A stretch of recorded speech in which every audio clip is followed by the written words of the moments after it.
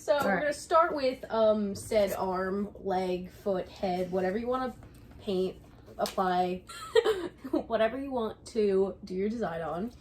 Adornment. So, adornment. As you choose to adorn yourself. Rococo. Well, I think it's really helpful. I really like these little alcohol prep pads to make sure there's no like oils or residue on your skin. And we're only selling these for $500. Oh yeah, we're not giving those away. These are 5-year-old alcohol. And so, we'll take your tube. This is what it looks like. And it comes with this magical little green stopper, which you might want to hold on to in case you want to Definitely use it later. I always lose them, but because Scotch tape's not going to do much on the end. It's just like something that might help. And also, so sometimes you kind of want to like warm it up a little bit, squeeze it. You want to make sure it's all like the same consistency. And sometimes it just doesn't really come out the end when you're beginning. And you can see that sometimes throughout it may not, like, it might be a little bit hard to squeeze. I don't know if they could see that. Yeah, right now I'm just kind of right here. I'm just kind of trying to squeeze some out, get it like warmed up. We're going to show you that separately. It's important that a thick consistency line comes out. Mm-hmm. And in order to do that, I like to cut the tip off. It really is kind of like frosting. Tiniest piece though. A very small amount. And now, I don't know if you can see here, now the line, it comes out a lot easier. Have a lot of paper towels ready. This is my tip. This is fine to do. This is fine to do. But you're going to want to, if you test anything, if you mess up, you want to wipe that off right away. Immediately. Even have those alcohol pads ready. Because it's already starting to stain my hair. It will dye your skin immediately. So just be like, this is a mindful practice. This is why I make this as one of our rituals. Because everything is applied with precision and exactitude. And whatever happens, happens. Let it go. Okay, so we're going to start out. So I like to hold it almost like a pencil, squeeze it, and as more comes out, you're gonna start to want to maybe like hold it a different way, whatever feels comfortable for your hand.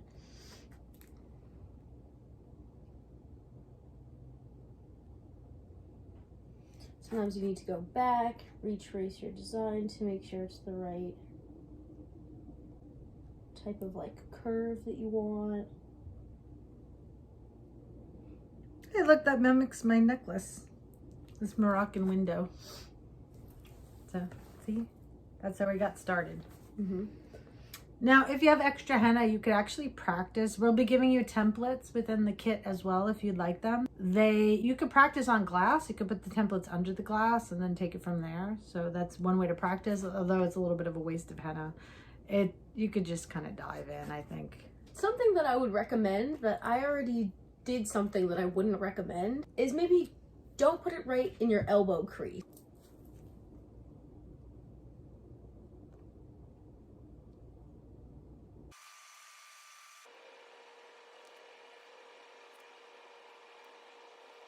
Also, something to note, traditionally in India, one of the most common places to do henna, or Mendhi. I was gonna say that.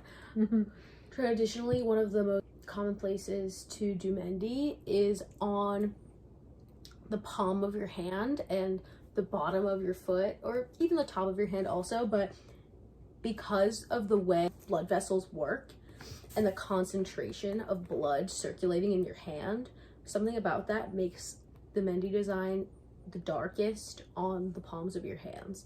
So if you want to be super traditional, that is your way to go. Just don't touch anything for 2 hours. Just don't touch anything. Also, personally, it's not my favorite place, especially in times like these, we're all washing our hands every 5 minutes. It'll come off, baby. Yeah. So Top of the fan is nice too. I haven't had my palms done in a while.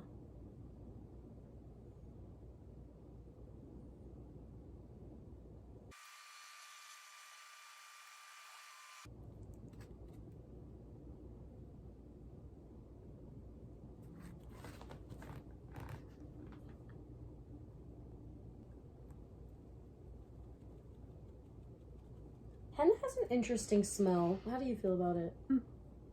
Hennas are scented. We get one that's just the regular paste smell. We'll teach you later how to set the henna a little bit better. And you could do that by adding certain essential oils. Then it makes it feel even more ritualistic.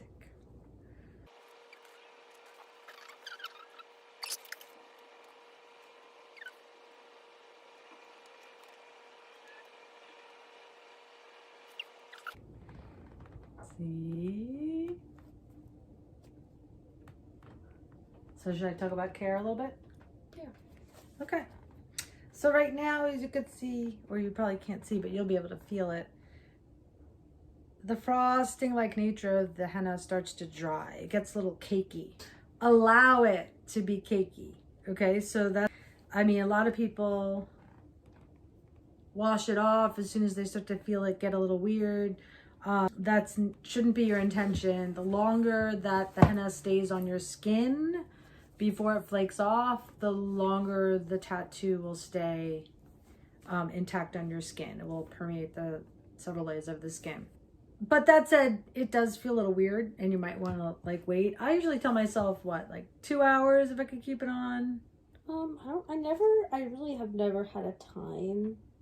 I don't know, maybe an hour or two. If it starts to flake off, you could do several things. First of all, if it starts to flake off, be careful where it flakes, okay? Because it's dry. You don't want to get on the furniture. But if you could sit tight and watch a movie while it dries, that's ideal.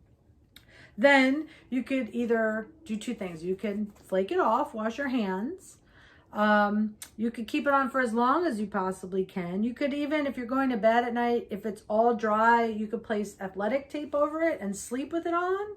And then in the morning, just peel it off and all of the cakey henna will come off. And that's a really super duper way to get it to keep on there for a while. Once the cakiness is gone, take a little bit of water and lavender oil, if you can, or any kind of carrot oil, and place it over the design.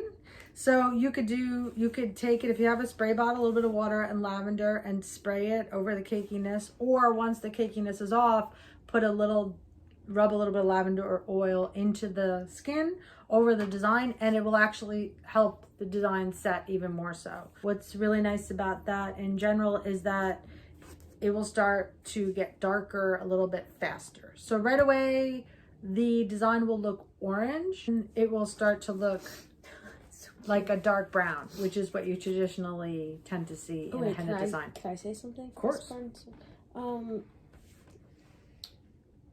Usually, yeah, so yes, usually it'll start out orange, but overnight, this has to do with the temperature of your body and how it rises and settles while you sleep.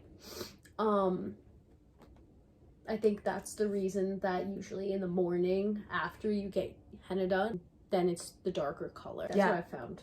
So don't freak out when it looks orange straight away, because it will get darker. It'll get darker maybe even over the course of a couple of days, depending on your body chemistry and how that all works out. So this is definitely one of our favorite rituals to do. Please visit us at majestichudson.com. Look at the navigation link for Bliss at Home. We have several rituals and crafting workshops. My classes are all progressively finding themselves online via Zoom, and we will be uploading these videos to YouTube so that you can use them free anytime. Kits will be available for purchase if you don't have supplies at home. So for example, if you want a tube of henna and a few sheets of designs, that's about $15. If you want a tube of henna, several designs, and a small bottle of organic lavender, that's $25. And we can make multiple kits, you know, depending how many people are in your household and how many people you're quarantining with. It's definitely gonna be a fun reminder to be present and to basically try to have some fun with everyone you love and be majestic. That'll work. So everyone, have a beautiful quarantine day. Let us know if you do this, what it looks like. Send pictures, send us messages if you want any. Yep, we're on Facebook, Instagram at Majestic Hudson, a Majestic Hudson Lifestyle as well, and like I said, majestichudson.com. If you have any questions or need to order anything specifically, everything's remote and online at this point in time. You can email majestichudson@gmail.com or call 845-581-0955. So have a great day, guys. Everybody hang in there, all right? Be well.